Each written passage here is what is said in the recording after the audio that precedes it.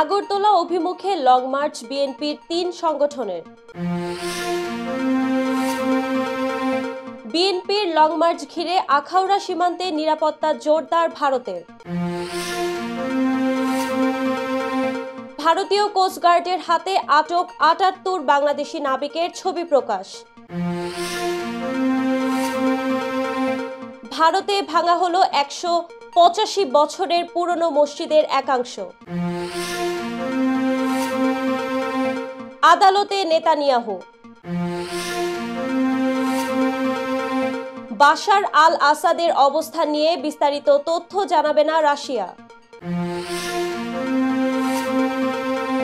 এবং ব্রাজিল বিশ্বকাপ শুরুর সময় নির্ধারণ করল ফিফা। আসসালামু আলাইকুম, সবাইকে স্বাগত জানাচ্ছি মিলেনিয়াম টিভি ইউএস এর প্রতিদিনের বাংলা সংবাদে। আপনাদের সাথে রয়েছি আমি আতকিয়া দীপা চৌধুরী। দেখছিলেন সংবাদ শিরোনাম, এবারে বিস্তারিত। প্রথমেই বাংলাদেশ প্রসঙ্গ।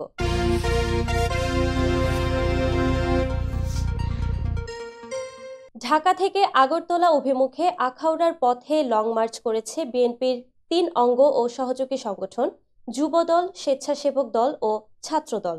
ভারতের আগরতলায় বাংলাদেশের সহকারী হাই কমিশনে হামলা ও জাতীয় পতাকা অবমাননা সহ ভারতীয় আগ্রাসনের প্রতিবাদে এই লং মার্চ। আজ বুধবার সকাল থেকেই লং মার্চে যোগ দিতে যুবদল, স্বেচ্ছাসেবক দল ও ছাত্রদলের উদ্যোগে রাজধানীর নয়াপল্টনে বিএনপির কেন্দ্রীয় কার্যালয়ের সামনে জড়ো হতে থাকেন নেতাকর্মীরা। লং মার্চ শুরুর আগে নয়াপল্টনে সংক্ষিপ্ত সমাবেশের আয়োজন করা হয়। এ সময় নেতাকর্মীরা জানান, ভারতের যে কোনো ষড়যন্ত্র প্রতিহত করবে বিএনপি। বিএনপির সিনিয়র যুগ্ম মহাসচিব রুহুল কবির রিজভী বলেন, যারা চট্টগ্রাম দখলের হুমকি দেয় তাদের প্রতিহত করবে এই দেশের দেশপ্রেমিক জনতা। এ সময় আরও বক্তব্য দেন যুবদলের সভাপতি এম মোনায়েম মুন্না ও ছাত্রদলের সভাপতি রকিবুল ইসলাম রাকিব। পরে সকাল ৯টায় যাত্রা শুরু করে লং মার্চের গাড়িবহর। লং মার্চটি ইত্তেফাক মোড়, সাইনবোর্ড, চিটাগাং সড়ক রোড, মাধবদী হয়ে ভৈরবে পথসভা করবে। সেখানে থেকে আখাউড়া পৌঁছাবে। সেখানে সমাবেশের মধ্য দিয়ে শেষ হবে লং মার্চ কর্মসূচি। এর আগে একই প্রতিবাদে গত ৮ ডিসেম্বর ঢাকার বারিধারায় ভারতের হাই কমিশন অভিমুখে প্রতিবাদী পদযাত্রা করে এই ৩ সংগঠন। দর্শক, এবার দেখবেন যুক্তরাষ্ট্র সংবাদ।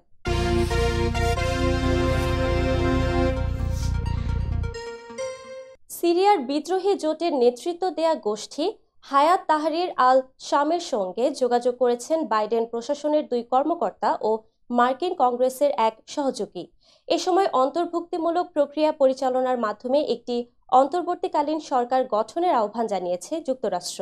মঙ্গলবার এক প্রতিবেদনে এ তথ্য জানিয়েছে বার্তা সংস্থা রয়টার্স। প্রতিবেদনে বলা হয়েছে, তুরস্ক সহ যুক্তরাষ্ট্রের মধ্যপ্রাচ্যের মিত্রদের মধ্যস্থতায় ওয়াশিংটনের সঙ্গে এইচটিএস এর যোগাযোগ হয়। এইচটিএসকে সরাসরি দেশটির নেতৃত্ব গ্রহণ না করে তার বদলে অন্তর্ভুক্তিমূলক প্রক্রিয়া পরিচালনার মাধ্যমে একটি অন্তর্বর্তীকালীন সরকার গঠনের আহ্বান জানিয়েছে যুক্তরাষ্ট্র। নাম প্রকাশ না করার শর্তে ওই মার্কিন কর্মকর্তাদের মধ্যে একজন জানান, এই যোগাযোগের বিষয়ে বাইডেন প্রশাসন নবনির্বাচিত প্রেসিডেন্ট ডোনাল্ড ট্রাম্পের টিমকেও সবকিছু জানাচ্ছে। তিনি জানান, গোষ্ঠীটিকে সিরিয়ার জন্য একটি আনুষ্ঠানিক শাসন কাঠামো প্রতিষ্ঠার প্রাথমিক প্রচেষ্টায় পথ দেখিয়েছে, সহায়তা করার বার্তা দিয়েছে যুক্তরাষ্ট্র। তবে এসব বার্তা সরাসরি দেয়া হয়েছে না মধ্যবর্তী কারো মাধ্যমে দেয়া হয়েছে তা জানাতে রাজি হননি তিনি। এই কর্মকর্তা জানান, অন্তর্বর্তী সরকারকে সিরিয়ার জনগণের আকাঙ্ক্ষার প্রতিনিধিত্ব করা উচিত বলে ওয়াশিংটন বিশ্বাস করে এবং আনুষ্ঠানিক প্রক্রিয়ার মধ্য দিয়ে নতুন নেতা বেছে নেওয়া ছাড়াই এইচটিএস এর নিয়ন্ত্রণ নিয়ে নেয়াকে যুক্তরাষ্ট্র সমর্থন করবে না। যুক্তরাষ্ট্রে পড়তে যেতে ইচ্ছুক ভারতীয় শিক্ষার্থীরা ব্যাপকভাবে শিক্ষা ভিসা প্রত্যাখ্যানের সম্মুখীন হয়েছেন। চলতি বছর ভারতীয়দের জন্য যুক্তরাষ্ট্রের শিক্ষা ভিসা ৩৮% কমেছে। সম্প্রতি এক প্রতিবেদন থেকে এ তথ্য জানিয়েছে যুক্তরাষ্ট্রের পররাষ্ট্র দপ্তর। স্টেট ডিপার্টমেন্ট অব কনসুলার অ্যাফেয়ার্সের মাসিক প্রতিবেদনের বরাত দিয়ে এ খবর জানিয়েছে ইন্ডিয়ান এক্সপ্রেস। প্রতিবেদনে বলা হয়েছে, চলতি বছরের জানুয়ারি থেকে সেপ্টেম্বর মাস পর্যন্ত বছরের প্রথম ৯ মাসে আগের বছরের তুলনায় ভারতীয়রা ৩৮% ভিসা কম পেয়েছেন। ২০২৪ সালের জানুয়ারি থেকে সেপ্টেম্বর পর্যন্ত ভারতীয় শিক্ষার্থীদের জন্য মোট ৬৪,০০০ 8টি F1 শিক্ষার্থী ভিসা ইস্যু করা হয়েছে। 2023 সালের একই সময়ে এই সংখ্যা ছিল 1,03,495টি। প্রসঙ্গত F1 ভিসা নন অভিবাসী ভিসা, যা সারা বিশ্বের আন্তর্জাতিক শিক্ষার্থীদের যুক্তরাষ্ট্রে পূর্ণকালীন পড়াশোনার অনুমতি দেয়। এটি যুক্তরাষ্ট্রে বিদেশি শিক্ষার্থীদের জন্য সবচেয়ে প্রচলিত একটি ভিসার ধরন। দর্শক, এবার দেখবেন আন্তর্জাতিক সংবাদ।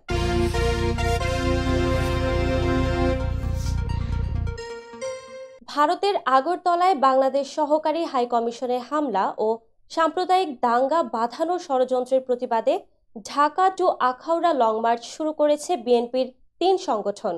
দলটির এই কর্মসূচিকে হালকাভাবে না নিয়ে নিরাপত্তা জোরদার করেছে ভারত ও ত্রিপুরা রাজ্য সরকার।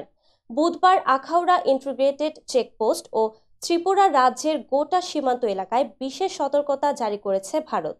জানা গেছে, এদিন সকাল থেকে রাজধানী আগরতলায় পার্শ্ববর্তী আখাউড়া ইন্টিগ্রেটেড চেকপোস্টে ভারতীয় নিরাপত্তা বাহিনীর তৎপরতা ছিল লক্ষণীয়। পশ্চিম জেলার পুলিশ সুপারকে চেকপোস্টের বাইরে দাঁড়িয়ে নিরাপত্তার বিষয়টি পর্যবেক্ষণ করতে দেখা গেছে।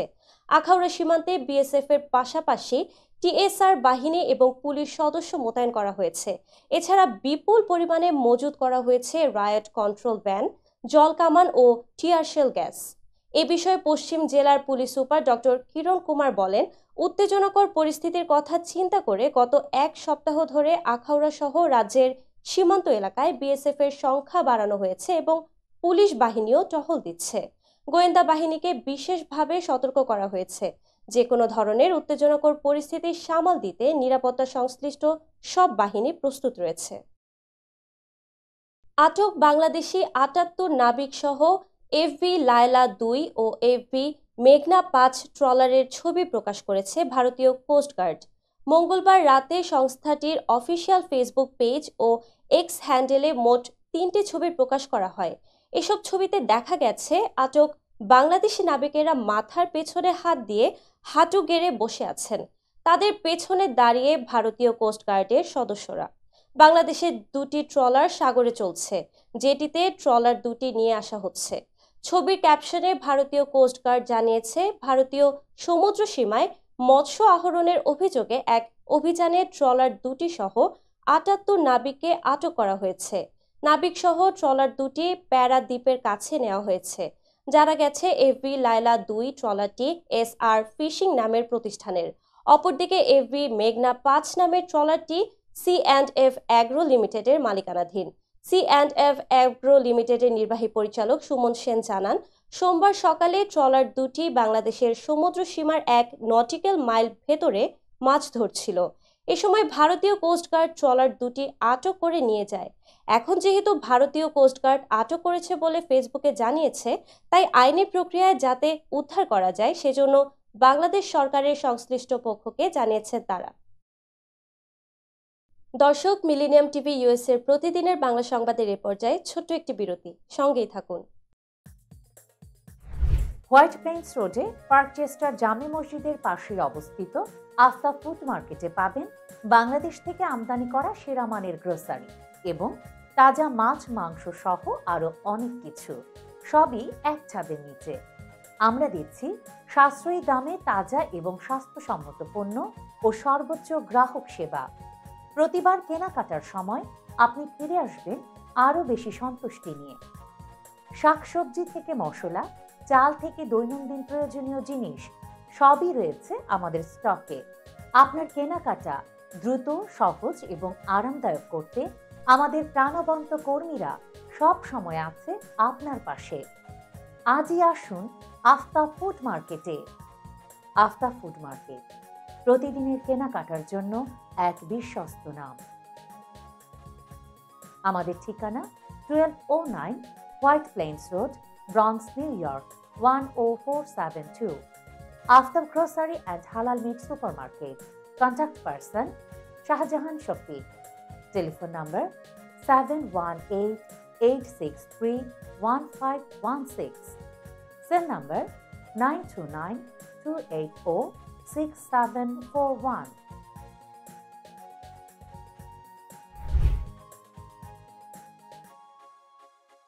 প্রিয় দর্শক, প্রবাসীদের অর্থায়নে পরিচালিত মিলেনিয়াম টিভি এবং Millennium TV USA Millennium multimedia Bangladesh লিমিটেডের একটি প্রতিষ্ঠান, যা সম্প্রচারের প্রথম দিন থেকেই প্রবাসীদের কথা বলে।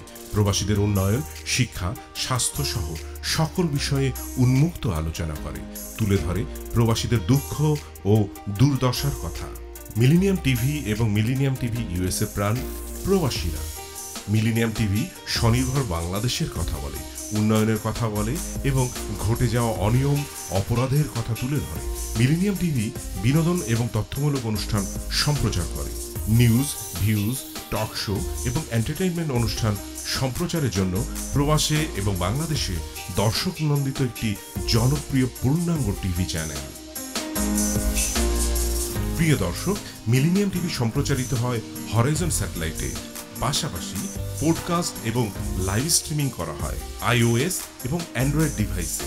এছাড়াও বিশ্বজুড়ে সকল ধরনের smart TV, Amazon fire stick, রুকু এবং অ্যাপেল টিভিতে দেখতে পাবেন মিলেনিয়াম টেলিভিশন। আমাদের website millenniumtvusa.com, millenniumtv.org। Social media millennium TV এবং মিলেনিয়াম টিভি ইউএসএ। বাংলা ভাষাভাষী এবং প্রবাসীদের সংবাদ পড়তে ভিজিট করুন millenniumonline.tv। প্রিয় দর্শক, মিলেনিয়াম টিভি এবং মিলেনিয়াম টিভি ইউএসএ দেখুন, প্রবাসীদের কথা শুনুন, প্রবাসীদের উন্নয়নের সাথে থাকুন।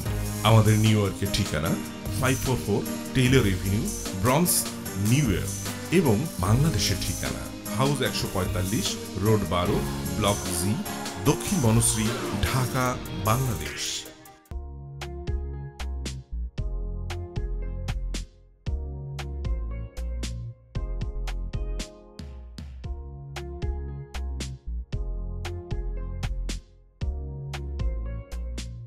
কি ব্যাপার, অমন মূর্তির মতো করে দাঁড়িয়ে আছো কেন?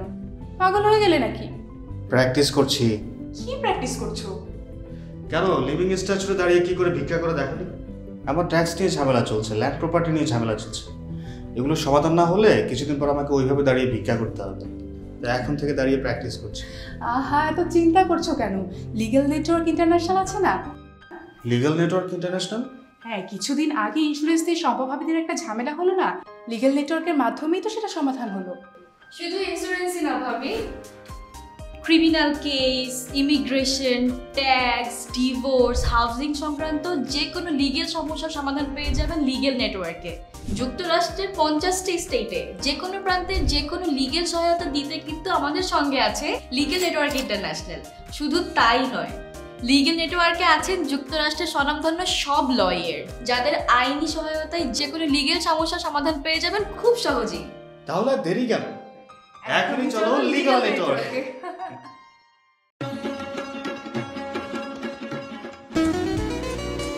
আমার কথা একটাই, ইমিগ্রেন্ট এল্ডার হোম কেয়ার। বয়স যাই হোক, আপনিও আপনার প্রিয়জনকে সেবা দিতে পারেন উপার্জন ঠিক রেখে। শুধু পিতামাতা আর শ্বশুর শাশুড়ি নয়, আপনার ছেলে মেয়ে এমনকি প্রতিবেশী আত্মীয় স্বজনদের সেবা দিয়ে সর্বোচ্চ অর্থ উপার্জন করতে পারেন। জ্যাকসন হাইট, জামাইকা, ওজন park, Brooklyn, long island, bronze, সেই সাথে বাফলোতে রয়েছে আমাদের শাখা। Immigrant এল্ডার home care. ফোন 7184570813, 9177447308। আমরা ইমিগ্রেন্ট এল্ডার হোম কেয়ার, আমরাই সর্বোচ্চ পেমেন্ট করে থাকি।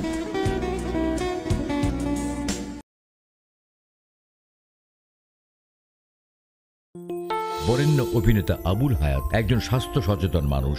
একদিন শুটিংয়ে হঠাৎ অসুস্থ হয়ে হতাশায় ভোগেন। সবাই ব্যস্ত, এখন আমার সেবা করবে কে? কেন?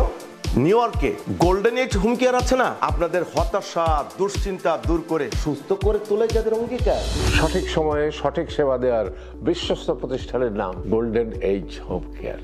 গোল্ডেন এজ হোম কেয়ার নিউ ইয়র্কবাসীর পূর্ণ আস্থার জায়গা।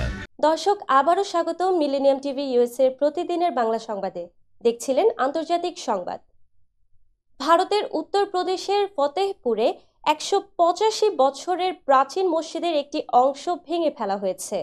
বান্দা ফতেহপুর সড়কের উপর মসজিদটির একটি অংশ পড়ায় ভেঙে ফেলার নির্দেশ দেয় জেলা প্রশাসন। ভারতীয় সংবাদ মাধ্যম ইন্ডিয়ান এক্সপ্রেসের প্রতিবেদনে এ তথ্য জানা গেছে। মসজিদটির নাম নুরি জামে মসজিদ। জেলা প্রশাসন জানিয়েছে, সড়কের ওপর মসজিদের একাংশ পড়ায় কমিটিকে নোটিশ দেওয়া হয়েছিল, কিন্তু সেই অংশ ভাঙেনি মসজিদ কমিটি। তাই নির্ধারিত সময় পার হলে গণপূর্ত বিভাগ থেকে গতকাল মঙ্গলবার মসজিদটির ওই অংশ ভেঙে ফেলা হয়। এর মধ্যে মসজিদ ভাঙার নির্দেশের বিষয়টি নিয়ে এলাহাবাদ হাইকোর্টের দ্বারস্থ হয়েছে কমিটি। তবে আদালত থেকে কোনো আদেশ আসার আগেই মসজিদের একাংশ ভেঙে ফেলা হলো। ফতেহপুরের অতিরিক্ত জেলা ম্যাজিস্ট্রেট অবিনাশ ত্রিপাঠী বলেন, মসজিদ কমিটি উচ্চ আদালতে একটি আবেদন জমা দিয়েছে, তবে এ নিয়ে এখনো শুনানির দিন ধার্য হয়নি। মসজিদের যে কাঠামোটি ভেঙে ফেলা হয়েছে তা বর্ধিত অংশ, মূল ভবন অক্ষত রয়েছে। ইসরায়েলের প্রধানমন্ত্রী বেনিয়ামিন নেতানিয়াহু একাধিক দুর্নীতি মামলায় সাক্ষ্য দিতে আদালতে হাজির হয়েছিলেন। গতকাল মঙ্গলবার তিনি আদালতে হাজিরা দেন। বার্তা সংস্থা রয়টার্স ও টাইমস অফ ইসরায়েলে এ তথ্য জানিয়েছে। নেতানিয়াহুর বিরুদ্ধে দায়ের করা ফৌজদারি মামলাটি ইসরায়েলের ইতিহাসে প্রথম কোনো ক্ষমতাসীন প্রধানমন্ত্রীর বিরুদ্ধে মামলা। ইসরায়েল বনাম বেনিয়ামিন নেতানিয়াহু শিরোনামের এই মামলায় হাজিরা দিতে নেতানিয়াহুকে সপ্তাহে 3 বার আদালতে হাজির হতে হবে।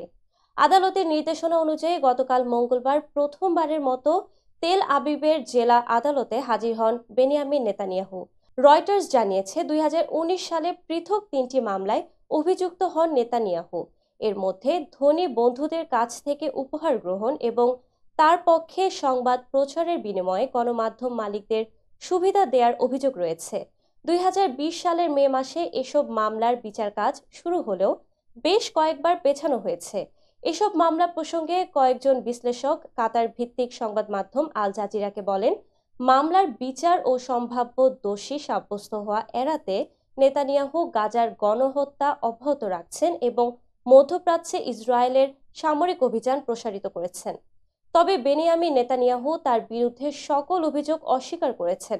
গতকাল আদালতে সাক্ষ্য দেওয়ার সময় তিনি বলেন, অভিযোগগুলো হাস্যকর, কোনো ভিত্তি নেই। সিরিয়ার ক্ষমতাচ্যুত স্বৈরশাসক বাশার আল আসাদ দামেস্কো থেকে পালিয়ে মস্কোয় আশ্রয় নিয়েছেন বলে রুশ গণমাধ্যমগুলোতে খবর প্রকাশিত হয়েছে। তবে তিনি কিভাবে রাশিয়ায় পৌঁছেন, কোথায় আছেন সে ব্যাপারে এখনো বিস্তারিত কিছু জানা যায়নি।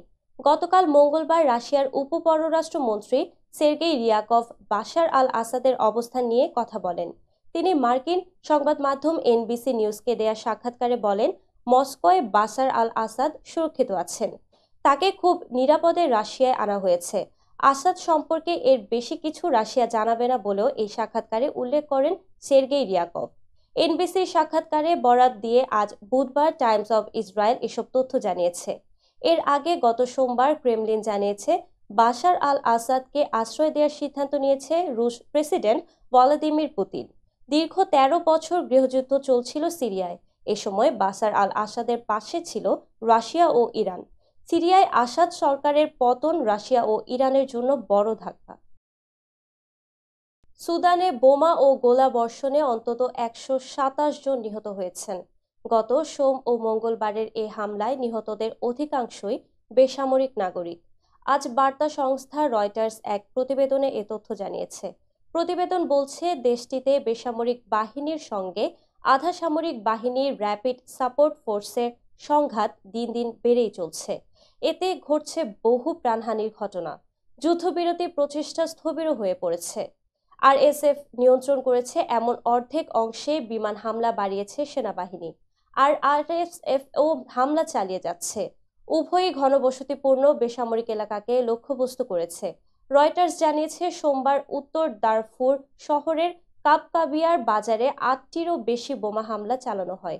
গণতন্ত্রপন্থী আল ফাশির প্রতিরোধ কমিটি এ খবর জানিয়েছে। একটি মানবাধিকার গ্রুপ জানিয়েছে 100 জনেরও বেশি নিহত এবং শতাধিক আহত হয়েছেন।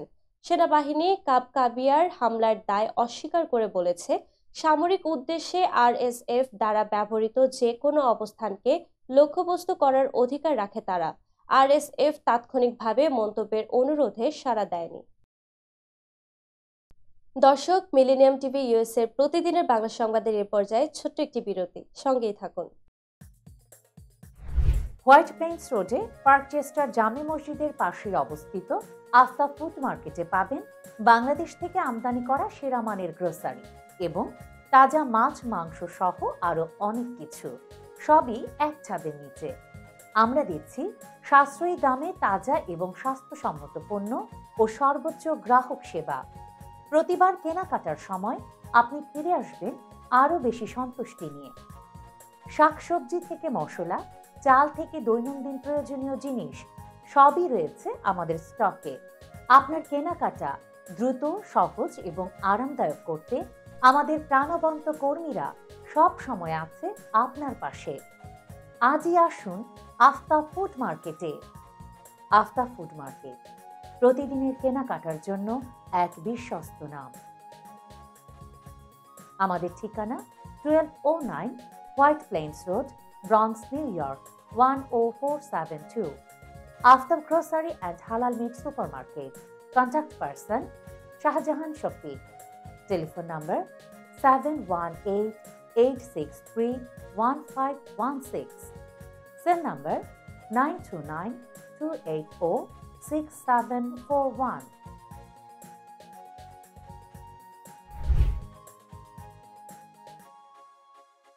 প্রিয় দর্শক, প্রবাসীদের অর্থায়নে পরিচালিত মিলেনিয়াম টিভি এবং Millennium TV USA Millennium multimedia Bangladesh লিমিটেডের একটি প্রতিষ্ঠান, যা সম্প্রচারের প্রথম দিন থেকেই প্রবাসীদের কথা বলে। প্রবাসীদের উন্নয়ন, শিক্ষা, স্বাস্থ্য সহ সকল বিষয়ে উন্মুক্ত আলোচনা করে, তুলে ধরে প্রবাসীদের দুঃখ ও দুর্দশার কথা। মিলেনিয়াম টিভি এবং মিলেনিয়াম টিভি ইউএসএ প্রাণ প্রবাসীরা। মিলেনিয়াম টিভি স্বনির্ভর বাংলাদেশের কথা বলে, উন্নয়নের কথা বলে এবং ঘটে যাওয়া অনিয়ম, অপরাধের কথা তুলে ধরে। মিলেনিয়াম টিভি বিনোদন এবং তথ্যমূলক অনুষ্ঠান সম্প্রচার করে। নিউজ, ভিউজ, টক শো এবং এন্টারটেইনমেন্ট অনুষ্ঠান সম্প্রচারের জন্য প্রবাসে এবং বাংলাদেশে দর্শক নন্দিত একটি জনপ্রিয় পূর্ণাঙ্গ টিভি চ্যানেল। প্রিয় দর্শক, মিলেনিয়াম টিভি সম্প্রচারিত হয় হরাইজন স্যাটেলাইটে। পাশাপাশি পডকাস্ট এবং লাইভ স্ট্রিমিং করা হয় iOS এবং অ্যান্ড্রয়েড ডিভাইসে। এছাড়াও বিশ্বজুড়ে সকল ধরনের smart TV, Amazon fire stick, রুকু এবং অ্যাপেল টিভিতে দেখতে পাবেন মিলেনিয়াম টেলিভিশন। আমাদের website millenniumtvusa.com, millenniumtv.org। Social media millennium TV এবং মিলেনিয়াম টিভি ইউএসএ। বাংলা ভাষাভাষী এবং প্রবাসীদের সংবাদ পড়তে ভিজিট করুন millenniumonline.tv। প্রিয় দর্শক, মিলেনিয়াম টিভি এবং মিলেনিয়াম টিভি ইউএসএ দেখুন। প্রবাসীদের কথা শুনুন, প্রবাসীদের উন্নয়নের সাথে থাকুন। আমাদের নিউ ইয়র্কের ঠিকানা 544 Taylor Avenue, Bronx, New York এবং বাংলাদেশের ঠিকানা হাউস 145, রোড 12, ব্লক জি, দক্ষিণ বনশ্রী, ঢাকা, বাংলাদেশ।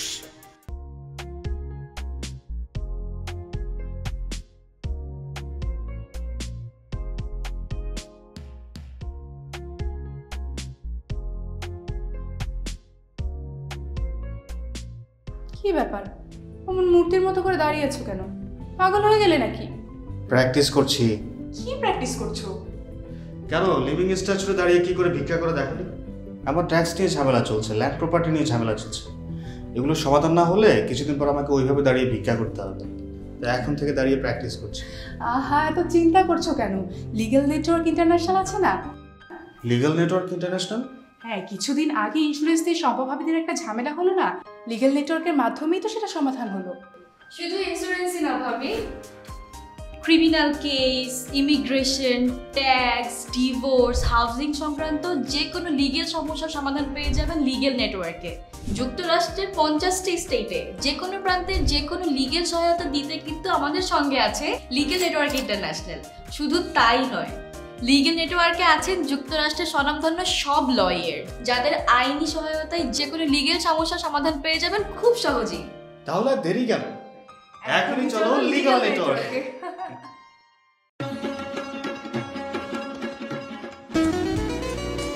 আমার কথা একটা, ইমিগ্রেন্ট এল্ডার হোম কেয়ার। বয়স যাই হোক, আপনিও আপনার প্রিয়জনকে সেবা দিতে পারেন উপার্জন ঠিক রেখে। শুধু পিতামাতা আর শ্বশুর শাশুড়ি নয়, আপনার ছেলে মেয়ে এমনকি প্রতিবেশী আত্মীয় স্বজনদের সেবা দিয়ে সর্বোচ্চ অর্থ উপার্জন করতে পারেন।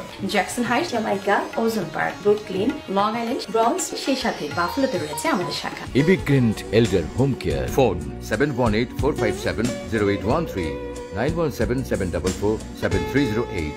আমরা ইমিগ্রেন্ট এল্ডার হোম কেয়ার, আমরাই সর্বোচ্চ পেমেন্ট করে থাকি।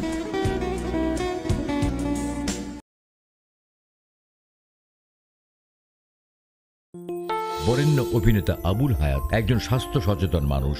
একদিন শুটিংয়ে হঠাৎ অসুস্থ হয়ে হতাশায় ভোগেন। সবাই ব্যস্ত, এখন আমার সেবা করবে কে? কেন? নিউ ইয়র্কে গোল্ডেন এজ হোম কেয়ার আছে না, আপনাদের হতাশা দুশ্চিন্তা দূর করে সুস্থ করে তোলে যাদের অঙ্গীকার। সঠিক সময়ে সঠিক সেবা দেওয়ার বিশ্বস্ত প্রতিষ্ঠানের নাম golden age home care. Golden age home care নিউ ইয়র্কবাসীর পূর্ণ আস্থার জায়গা। দর্শক, আবারও স্বাগত মিলেনিয়াম টিভি ইউএস এর প্রতিদিনের বাংলা সংবাদে। দর্শক, এবার দেখবেন বিনোদন সংবাদ।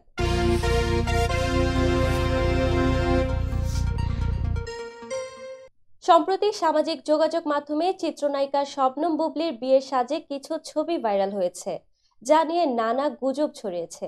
ছবিগুলোতে বুবলি বিয়ের সাজে সেজে পোজ দিয়েছেন এবং নেটিজেনরা মনে করছেন তিনি হয়তো নতুন করে বিয়ে করেছেন।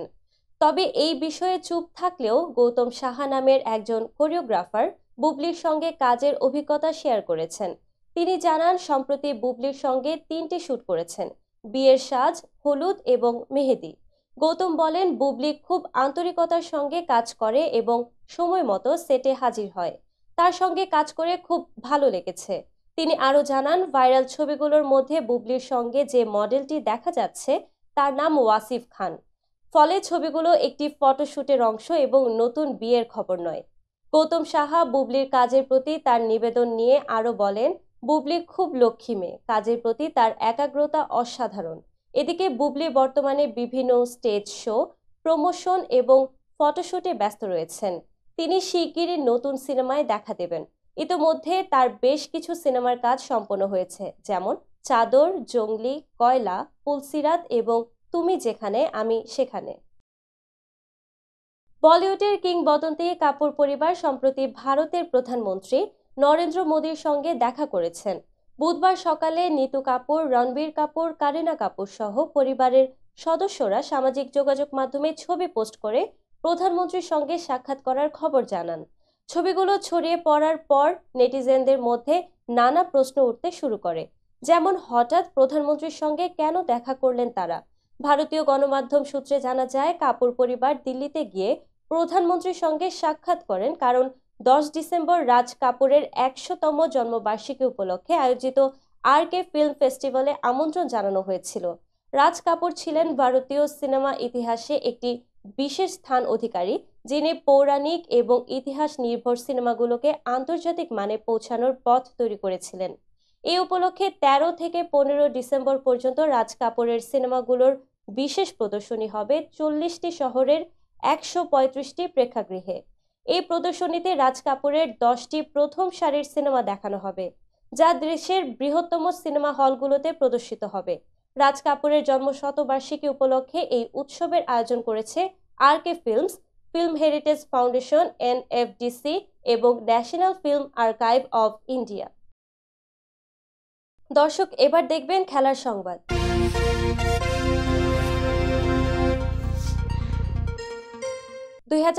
সালে ব্রাজিলে পর্দা উঠবে নারী ফুটবল বিশ্বকাপের 10ম আসরে। প্রথমবারের মতো ল্যাটিন আমেরিকার কোনো দেশে মাঠে গড়াবে নারী বিশ্বকাপের আসর। এই টুর্নামেন্টের শুরুর এবং শেষের তারিখ ঘোষণা করেছে ফিফা। মঙ্গলবার ঘোষিত সূচি অনুসারে 2027 সালের 24 জুন বিশ্বকাপের পর্দা উঠবে এবং ফাইনাল অনুষ্ঠিত হবে 25 জুলাই। টানা 32 দিন ব্যাপী চলবে এই আয়োজন। টুর্নামেন্টের সময়সূচি এবং ভেন্যু চূড়ান্ত করতে আগামী বছর ড্র অনুষ্ঠিত হবে। এরপর পূর্ণাঙ্গ সূচি প্রকাশ করবে বিশ্ব ফুটবলের নিয়ন্ত্রক প্রতিষ্ঠানটি। এই টুর্নামেন্টটিতে অংশগ্রহণ করবে 32টি দল। ইউরোপ থেকে 11টি দল, এশিয়া থেকে 6টি দল, আফ্রিকা থেকে 4টি দল, উত্তর ও মধ্য আমেরিকা এবং ক্যারিবীয় অঞ্চল থেকে 4টি দল, ল্যাটিন আমেরিকা থেকে 3টি দল এবং ওশেনিয়া থেকে 1টি দল। বাকি দলগুলো প্লে অফের মাধ্যমে নির্ধারিত হবে। 2023 সালে বিশ্বকাপের 9ম আসরে স্পেন চ্যাম্পিয়ন হয়েছিল। অস্ট্রেলিয়া ও নিউজিল্যান্ডে অনুষ্ঠিত সেই আসরের ফাইনালে তারা ইংল্যান্ডকে 1-0 গোলে হারিয়ে শিরোপা ঘরে তোলে। সংবাদ শেষ করার পূর্বেই শিরোনামগুলো আরও একবার। আগরতলা অভিমুখে লং মার্চ বিএনপির ৩ সংগঠনের। বিএনপির লং মার্চ ঘিরে আখাউড়া সীমান্তে নিরাপত্তা জোরদার ভারতের। ভারতীয় কোস্টগার্ডের হাতে আটক ৭৮ বাংলাদেশি নাবিকের ছবি প্রকাশ। ভারতে ভাঙা হলো ১৮৫ বছরের পুরনো মসজিদের একাংশ। আদালতে নেতানিয়াহু। বাশার আল আসাদের অবস্থান নিয়ে বিস্তারিত তথ্য জানাবে না রাশিয়া। এবং ব্রাজিল বিশ্বকাপ শুরুর সময় নির্ধারণ করল ফিফা। এই ছিল মিলেনিয়াম টিভি ইউএস এর প্রতিদিনের বাংলা সংবাদে। মিলেনিয়াম সংবাদ দেখতে লগ ইন করুন আমাদের সামাজিক যোগাযোগের সাইট facebook.com/millenniumtvUSA বাংলা এবং youtube.com/officialmillenniumtv। এছাড়াও সংবাদের সর্বশেষ আপডেট জানতে ভিজিট করুন আমাদের নিয়মিত ওয়েবসাইট www.millenniumtvusa.com এবং www.millenniumtv.org। প্রিয় দর্শক, মিলেনিয়াম টিভি দেখুন সকল অ্যান্ড্রয়েড ফোনে, iOS ও Apple TV, Amazon Fire TV, Roku TV এবং সকল স্মার্ট টিভিতে। এছাড়াও মিলেনিয়াম টিভি দেখতে পাবেন সমস্ত ইউরোপীয় দেশ এবং অস্ট্রেলিয়ার স্কাই নেটওয়ার্কে, বিশ্বব্যাপী জাদু টিভি, রেডিয়েন্ট আইপিটিভি, বিশ্বব্যাপী জাগো বিডি নেটওয়ার্ক এবং বিশ্বব্যাপী হরাইজন স্যাটেলাইটে। আপনারা যেখানেই থাকুন, ভালো থাকুন, সুস্থ থাকুন, মিলেনিয়াম টিভির সাথেই থাকুন। আল্লাহ হাফেজ।